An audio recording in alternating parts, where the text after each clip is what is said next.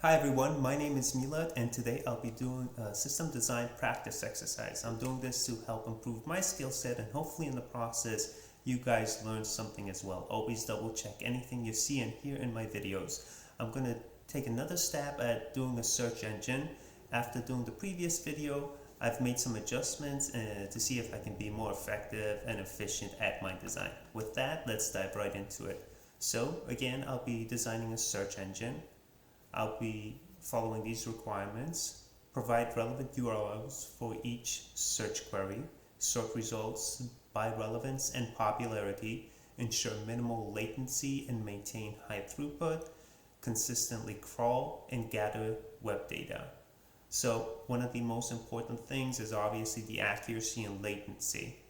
To address these things, we would definitely want to use technologies and practices that will make this possible. One of the things we'll be doing here is capitalizing on inverted indexes. That means that when we store our data, when we crawl a website and we extract the information, tokenize the keywords, normalize them, and then stem them, we save them into our database. And with each keyword, we associate all the locations that keyword would be found. In this particular instance, the locations would be the web pages on the internet. Additionally, because we want low latency, we definitely want to utilize cache here.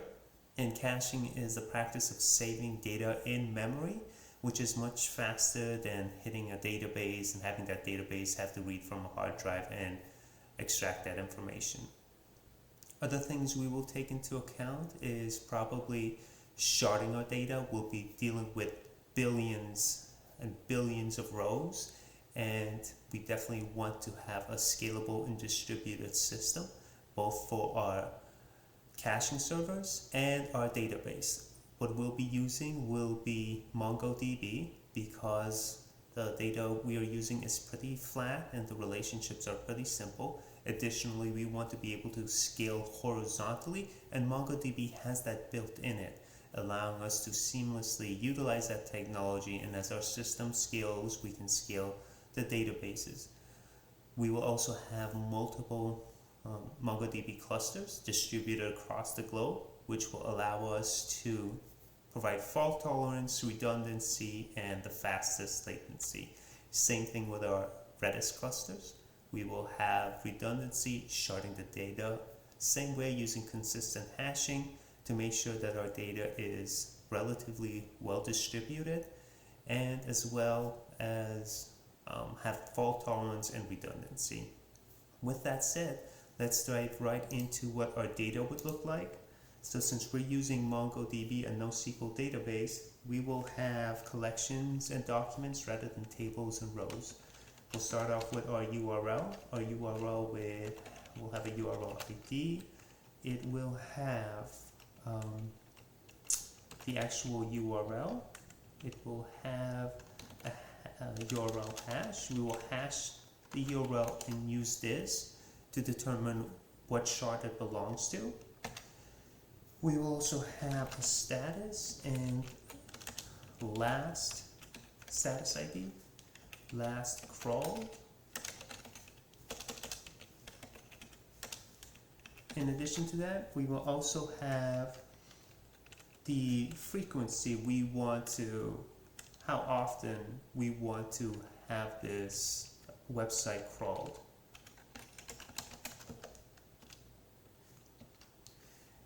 Alright, and then a date stamp potentially. Now we want to make sure that as we're crawling our website, we will have these pages, we will have that information saved. URL content. Here we will have URL content ID, URL ID. We will have content hash. This value will be used to determine whether, after grabbing the page content, we want to reprocess the information, because if it hasn't changed, we don't need to update anything. We will also have status ID, letting us know if the website was if the URL was successfully parse what state it is in and other things. Then we can have the content. We can have things like title, description,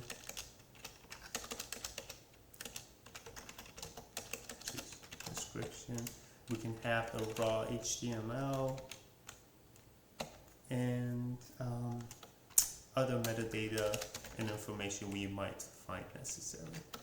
We will also have keywords that we found in here as well. Keyword, this will be a list of, and frequency count. So for each word we find, we will have a row, a value in here, and then URLs. This will be a list of URLs found within this page that we will use to expand our library of URLs. Date stamp, which will indicate the date we process this crawl. And then finally our keywords.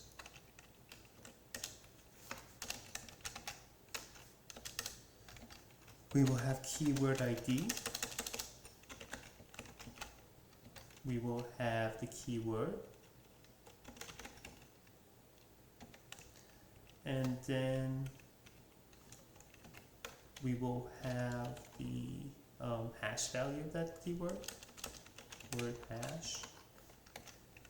And then we will have all the URLs associated. All the URLs that where you will find this keyword in URL ID. We will have identifiers rather than the actual URL, condensing the amount of space we need to use. And then we can have a count as well as a rating. And this rating will be based on the algorithm we want to utilize. For example, we want to sort results by relevance and popularity, and what that means really depends on the model and the algorithm we use. So just by having a rating, we can naturally do whatever we want as we determine its specific rating in whatever fashion and change it as we need. When we look at our API, it will be a simple get. We'll hit the backend search API. We will have two parameters. We will have the query, and whenever you are getting a list, you never know how long that list is, but you always want to have an offset in case there are more results than can fit in a page, and allows the system to enable pagination. As we go into our system design, whenever you have a global system like this, you definitely start off with a global load balancer. This will take the request and direct it to a regional load balancer. The regional load balancer will then determine what local data center it should go to. And there are many approaches here. You can do round robin, least load, least latency, and a variety of other approaches that would suit your needs best. We can just go with, for instance, we'll go with a round robin for now, and then once we go into our data center, we'll have a local load balancer here, and the local load balancer will now determine what server it should go to. Once again, you can practice the approach of using round robin, least load, fastest latency, and so on. And then over here we'll have a third load balancer, and this will be a Kubernetes load balancer. Now, Kubernetes is an infrastructure that is a technology that you can use to scale your systems up and down depending on whatever metrics you want to use, maybe memory usage, CPU usage, or some other data point.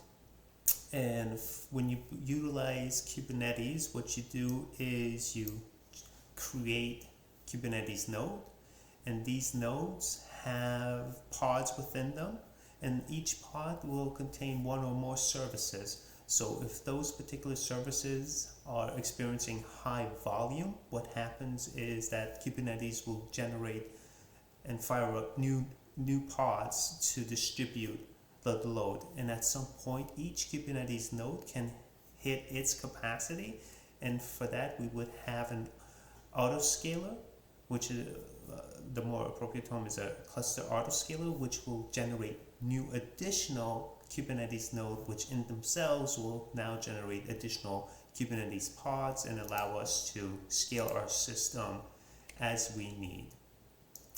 Once that's done, we will then pass that request on to our API gateway.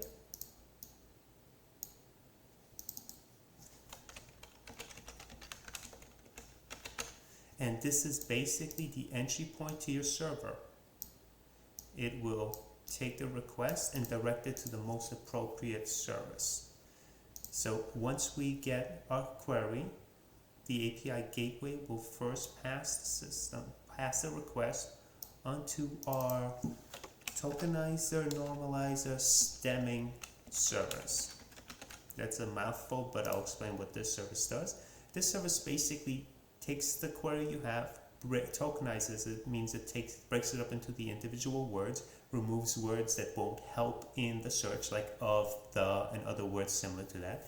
Normalizes means it removes punctuation and makes everything to lowercase. And then stemming is the process of taking a word and converting it to its root form. For example, playing is converted to play. Once that's done, we will then pass that request on to our search service.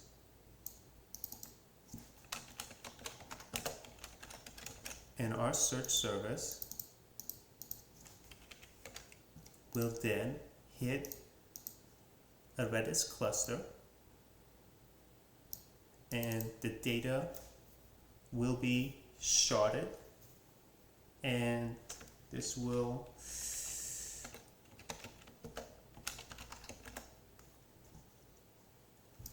containing both. Imagine there are multiple servers here, and it will have both keyword and URL data.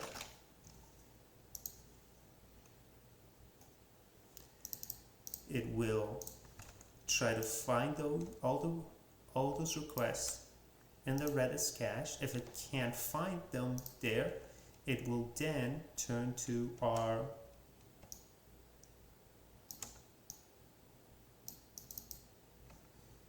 database cluster,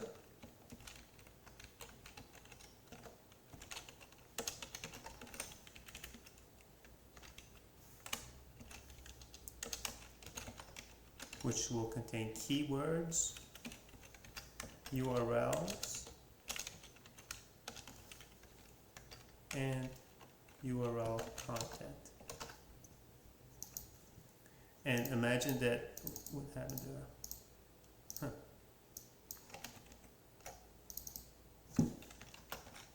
URL, we have URL, content, and keywords, DB clusters. Alright, so if it can't find it there, it will then search the database for that information, and then sort them and return the results based on the limit that we want to set. One thing I should mention here is because certain keywords will appear in many millions and billions of millions of pages, we will know that our document will become massive. So to mitigate that, what we do is whenever we have a really popular, well, in general, what we'll do is we'll practice bucketing the data. And basically what that means is when you have a keyword that has many millions of URLs associated to it, you take the most popular ones and you put them in the first bucket, and then you take the next set of popular URLs and you put them in the second bucket, and you sort them based on rating and so forth, so you always get the most and highest rated URLs first. And that will be what will happen when we first interact with our system. So this is processing the query, passing it on to the TNS server, and then to the search server, and then finally returning the result. Okay, that is, let's see, provide relevant search URLs for search query. We've done that. Where data will be sorted by rating and popularity, ensure minimal latency by having multiple layers of load balancers, sharding our data, keeping it in cache, and ensuring that we have multiple clusters. We ensure latency and enable high throughput. Now when we think about crawling, we have the World Wide Web,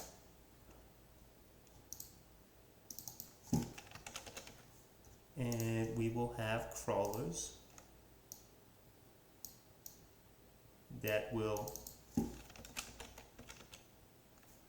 crawl the web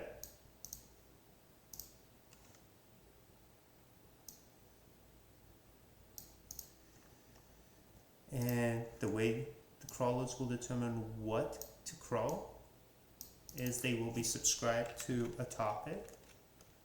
So basically a topic, we will use a message broker like Kafka, which basically stores messages, and then you have subscribers that listen to that service, and whenever there's a new message, grab that message and do whatever they need to do with it. So this will be URL topic crawl topic, which will be a Kafka cluster as well. We will have multiple of these, and the event one goes down, and then we can also have them in multiple regions.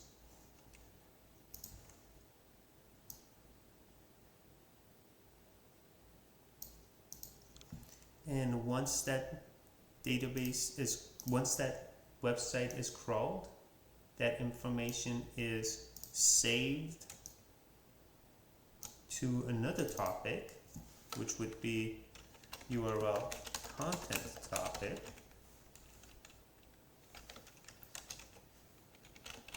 which could also be part of that Kafka cluster. And we will have, this would be, let's do this. Let's call this crawler service. Let's just do this crawlers. And once again, we will have hundreds and definitely thousands. How many we will have is determined at what rate we want to crawl the website and how often we need to refresh. Certain websites, based on the frequency, will be crawled much faster than other websites. So that's how we determine what to crawl. Here we will have a service is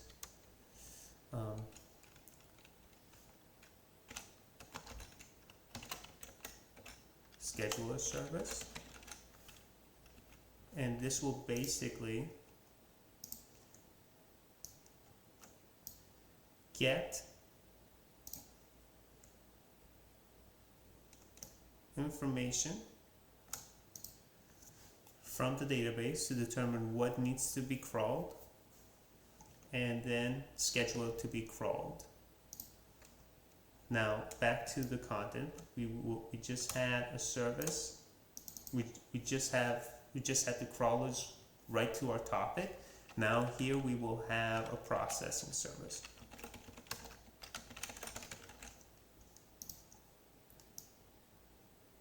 this will read from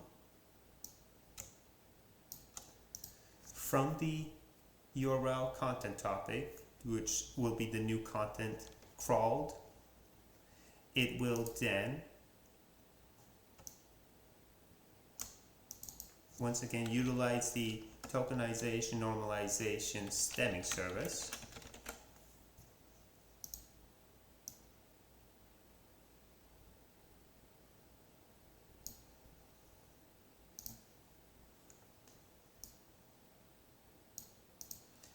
Then it will pass on those values to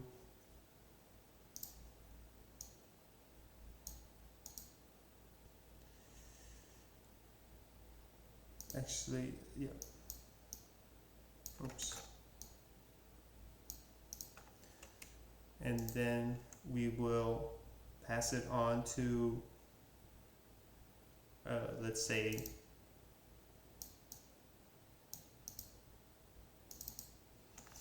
rating service.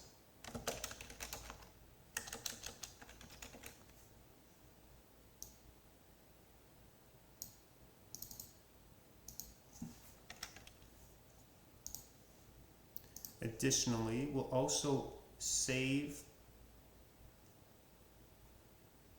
once again we have another we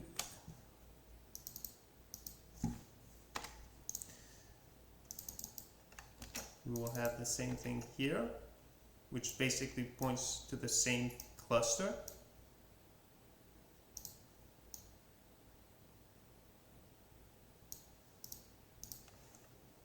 And the schedule will utilize this to make sure that to get the data rather than hitting the database. And the processing service will also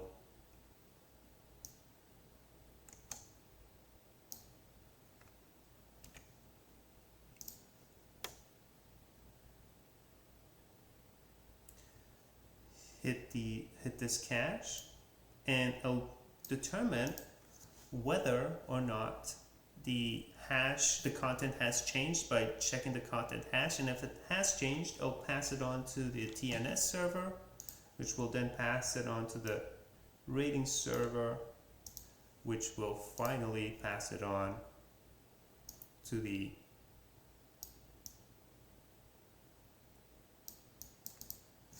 save update service.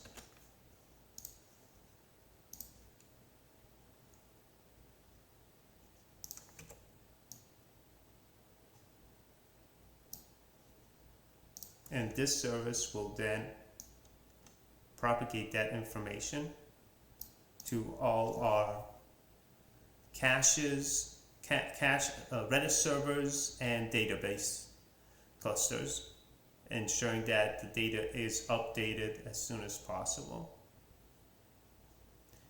Alright, so let's make sure everything is done here. So looks like the other thing the processing server will also do is update the data to make sure that it updates the last crawl date over here. And this way we can make sure that the schedule knows when one URL was crawled last, and then determine if it should crawl again. Alright guys, that's my second attempt at designing a search engine. I hope you enjoyed it. Please, if you did like it, please leave a like, a comment, and subscribe. Thanks so much. Have a wonderful day.